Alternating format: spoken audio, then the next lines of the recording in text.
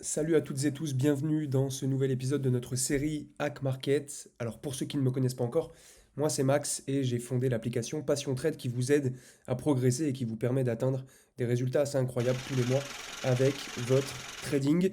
Tous les jours, on trade ensemble sur le Forex, les indices, le gold et même sur la crypto, notamment avec le Bitcoin. Vous avez le lien de notre application pour nous rejoindre gratuitement dans la description de cette vidéo. Alors dans cette vidéo, je vais vous donner la solution si vous êtes fatigué de chercher le moment parfait ou de chercher la zone idéale pour prendre position ou sortir d'un trade. Cette solution, c'est un simple indicateur, celui qu'on voit sur mon graphe actuellement, qui vous montre en un coup d'œil 4 niveaux clés qui ont de très fortes probabilités de faire réagir le marché, que ce soit en tant que support ou en tant que résistance. Ça va nous donner des niveaux ultra pertinents pour aller chercher des niveaux de retournement. Je vais vous donner les techniques pour en profiter, donc restez bien jusqu'à la fin de cette vidéo, parce que la valeur, encore une fois, que je vous donne est incroyable, et beaucoup vous vendraient ces techniques pour des centaines, voire des milliers d'euros. Alors, la majorité d'entre vous, la majorité des traders débutants en tout cas, se perdent souvent dans des indicateurs qui sont compliqués, ou alors ils passent des heures et des heures à tracer manuellement des niveaux de support et de résistance qui en général ne sont même pas pertinents. Le problème, c'est que vous n'avez pas forcément de méthode claire et fiable pour tracer les bonnes zones, pour repérer les bons niveaux clés sur lesquels intervenir. Ou alors, quand vous avez une méthode, bah, souvent les zones ne sont pas pertinentes. Je vous invite d'ailleurs, j'en profite pour vous rappeler qu'on a fait une vidéo sur les zones où je vous donne une méthode ultra fiable pour tracer des zones ultra pertinentes de support et de résistance. Elle est disponible sur la chaîne. Le titre de la vidéo, c'est comment tracer des zones ultra pertinentes, quelque chose comme ça. Donc allez la regarder si vous ne l'avez pas encore vue. Restez bien jusqu'à la fin de cette vidéo, vous irez après. En attendant, prenez le temps de télécharger l'application. Vous avez le lien dans la description. C'est entièrement gratuit. Et je vous l'ai dit, on trade tous les jours ensemble. Vous avez une partie qui est accès public sur l'application. Vous n'avez même pas besoin de faire une inscription ou un paiement ou quoi que ce soit. C'est entièrement gratuit. Et ensuite, si vous voulez passer à la vitesse supérieure, vous pouvez nous rejoindre en premium. Donc oui, j'en reviens à ce que je vous disais, sans méthode efficace, pardon, vous risquez de perdre du temps et surtout de l'argent et encore plus grave, d'accumuler du stress et de perdre confiance en votre stratégie, en votre méthode et en votre trading. Ok. Alors, l'indicateur dont je vous parle aujourd'hui, c'est le low and high level qui va nous donner les plus hauts et les plus bas des périodes précédentes, donc de la semaine précédente et du mois précédent. Ces différents niveaux, donc on en a 4, ils vont nous servir de point de repère pour anticiper les zones de retournement, donc des zones support, comme on voit ici, ou des zones de résistance, comme on voit juste ici. Alors, pour configurer cet indicateur, évidemment, vous devez être sur TradingView. On sort d'ailleurs très bientôt une série de vidéos sur TradingView pour que vous puissiez tous avoir accès à cette magnifique plateforme et que vous puissiez bosser dans les meilleures conditions.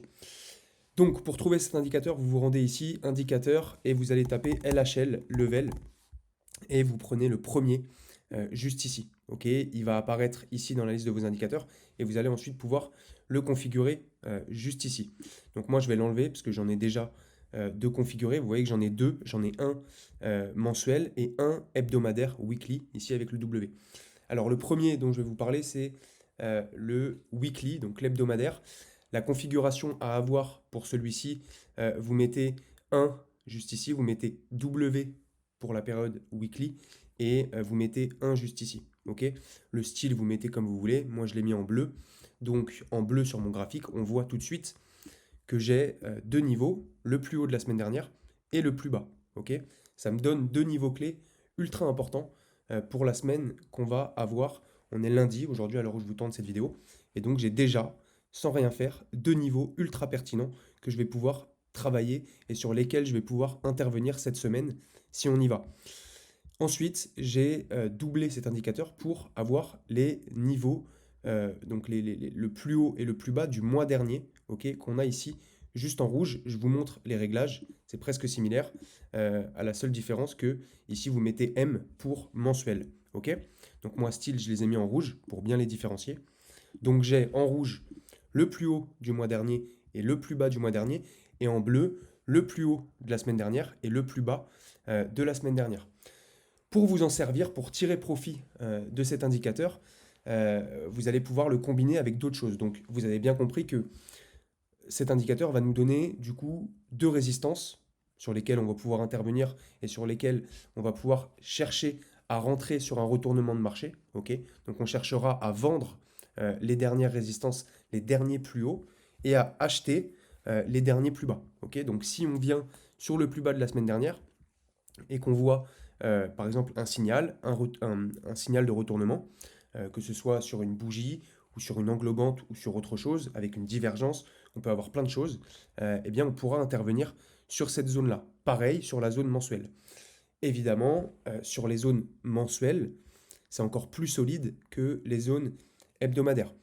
Alors, vous pouvez l'exploiter de différentes façons. Vous pouvez l'exploiter avec, premièrement, les divergences. Je vous le rappelle, si vous ne l'avez pas encore vu, allez voir cette fameuse vidéo que je vous ai fait sur les divergences, où je vous explique tout le process pour trader une divergence. Dans la vidéo des divergences, je vous dis que vous devez intervenir quand vous voyez une divergence, mais que vous devez la combiner avec d'autres éléments. Voici un des éléments avec lequel vous pouvez combiner votre divergence. Si vous avez une divergence qui arrive sur, par exemple, le plus bas du mois dernier, ça peut être un très bon moment pour acheter le gold. On est sur le gold en l'occurrence. Donc voilà, évidemment, c'est des exemples. Je ne vous dis pas d'acheter le gold si on va sur le plus bas du mois dernier, bien au contraire. Mais en tout cas, vous savez qu'on pourra surveiller et que je vais surveiller, moi, cette zone-là et celle-ci. Et je chercherai des signaux sur ces zones-là. Pareil, sur les zones de résistance, si on a des divergences baissières sur les plus hauts de la semaine dernière ou du mois dernier, eh bien, ça peut être un très bon moment pour rentrer à la vente sur le marché.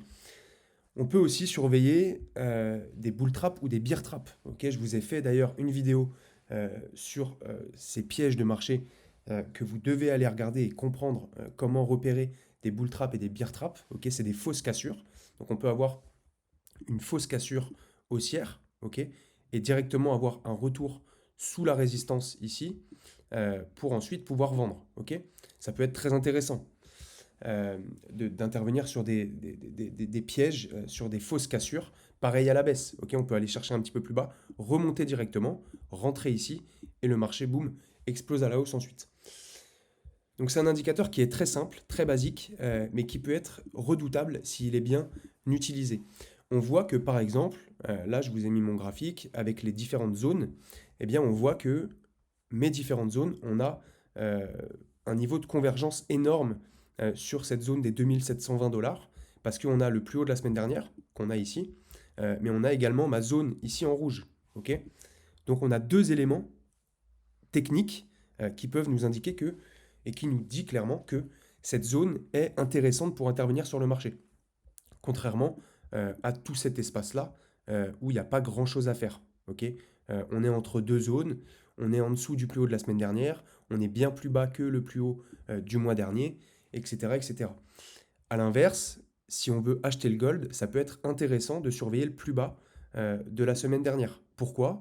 Parce qu'on est sur une zone qu'on a ici en vert, et on est également sur le plus bas de la semaine dernière. Donc on a deux éléments également avec nous pour acheter, pour passer à l'achat, en tout cas sur le gold. Ok, donc essayez de trouver comme ça des zones, de combiner des éléments techniques qui pourraient faire réagir le marché.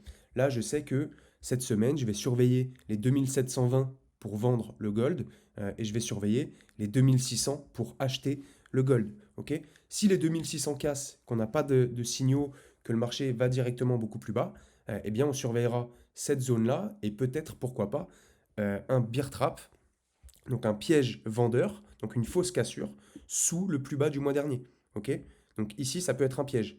Ok, donc si on a par exemple peut-être une chasse ici, où on va chercher de la liquidité, on passe sous le plus bas du mois dernier et que directement après, on remonte au-dessus, on réintègre en plus de ça cette zone-là, et on a un beau signal avec une divergence ou un autre signal, eh bien on sait qu'on peut acheter le gold pour aller viser par exemple la zone du dessus.